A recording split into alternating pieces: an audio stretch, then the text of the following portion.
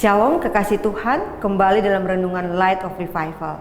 Mari kita membuka firman Tuhan yang saya ambil dari kitab Yeremia pasal yang ke-21 ayatnya yang kelima. Beginilah bunyi firman Tuhan. Aku sendiri akan berperang melawan kamu dengan tangan yang teracung, dengan tangan yang kuat, dengan murka, dengan kehangatan amarah, dan dengan kegusaran yang besar. Jangan tunggu Tuhan murka. Kekasih Tuhan, ayat 5 yang kita baca ini merupakan jawaban Tuhan atas permintaan Raja Sedekia yang disampaikan kepada Tuhan melalui Nabi Yeremia.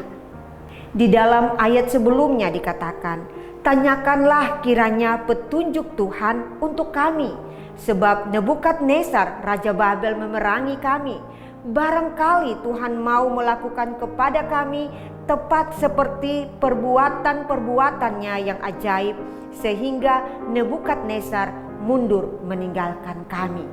Dan respon Allah atas permintaan mereka tercatat dalam ayat 4 dan ayat 5. Jika kita hanya memperhatikan respon Allah dalam dua ayat ini, terkesan Allah tidak peduli dengan permohonan Israel. Tetapi jawaban Tuhan ini diberikan setelah berulang kali seruan pertobatan Yeremia teriakan kepada mereka, dan mereka mengabaikannya. Kekasih Tuhan, dari pasal awal kitab ini kita dapati bagaimana Allah melalui Nabi Yeremia memperingatkan mereka untuk kembali kepada Tuhan. Nubuatan tentang perang, pembuangan, kelaparan, dan kekeringan sebagai akibat dari pemberontakan mereka kepada Tuhan sudah diberitakan, dan mereka mengabaikannya. Setelah Allah mengutus Nebukadnezar dan pasukannya, barulah Raja Sedekia mencari Tuhan. Di saat-saat terakhir, barulah Sedekia mengirimkan pesan ini kepada Yeremia. Dan permintaan ini bukanlah permintaan pertobatan, pengakuan dosa, dan penyesalan. F.B. Meyer mengatakan, Sedekia dan Israel lebih menginginkan kekebalan dari konsekuensi dosa-dosa mereka daripada bertobat dan kembali kepada Allah. Itulah sebabnya Allah menolak permintaan mereka. Tetapi jawaban Tuhan bukan saja ia membiarkan Nebukadnezar memerangi mereka, tetapi Tuhan sendiri akan berperang dengan mereka. Dengan tangan yang teracung, dengan lengan yang kuat, dengan kehangatan amarah, dan dengan kegusaran yang hebat. Kekasih Tuhan, pelajaran rohani bagi kita dari kisah ini adalah yang pertama. Pengabaian akan peringatan, teguran, kesempatan bertobat yang Tuhan berikan akan membuahkan hasil yang lebih buruk. Allah sendiri akan menjadi lawan kita. Dan siapakah yang dapat tahan terhadap kehangatan murka Allah? Tidak ada.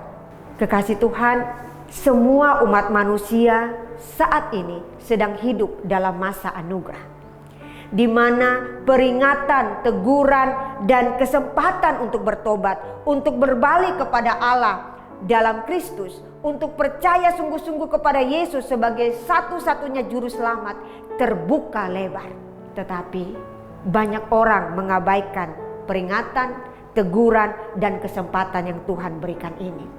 Orang Kristen juga sering mengabaikan peringatan, teguran, dan kesempatan untuk bertobat dari dosa-dosa yang masih mengikat.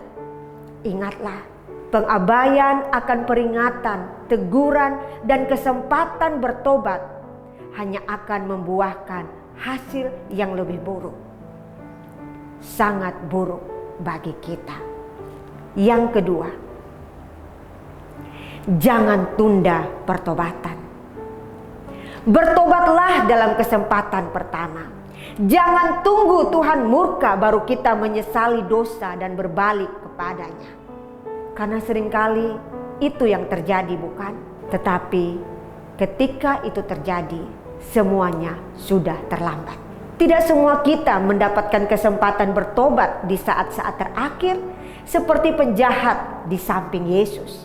Karena itu, saat peringatan, teguran, dan kesempatan itu diberikan kepada kita, bertobatlah sebelum terlambat. Bagi yang belum sungguh-sungguh percaya Yesus, terimalah Dia sebagai Tuhan dan Juru Selamat pribadi sebelum terlambat. Bagi yang sudah percaya Yesus, hiduplah seturut dengan perintah Tuhan setiap hari sebelum terlambat. Jangan tunggu Tuhan murka.